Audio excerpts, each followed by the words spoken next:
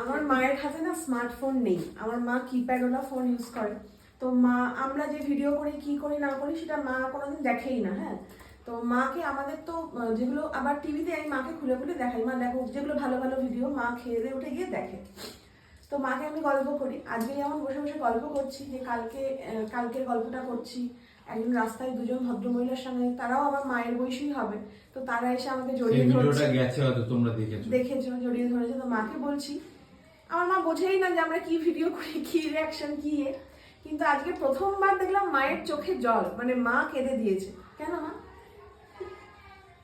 কেঁদে দিয়েছে কেন? ইমোশনাল হয়ে গেছে। মা বলছে একটা সময় তোরা এত কষ্ট করেছিস দুজনে মিলে, এই যে ভালোবাসাটা মানুষের থেকে পাচ্ছিস, এটা ভগবানের সত্যি আশীর্বাদ। হ্যাঁ, সত্যি কথা, সব বাবার ইচ্ছা, বাবা না থাকলে কিচ্ছু হতো না। হ্যাঁ, তো মাকে আমি জাস্ট জড়িয়ে ধরেছি, মাকে আমি জড়িয়ে ধরেছিলাম যে মা তুমি কাঁদছো কেন, তোমার চোখটা চিকচিক করছে, তোমার চোখে জল।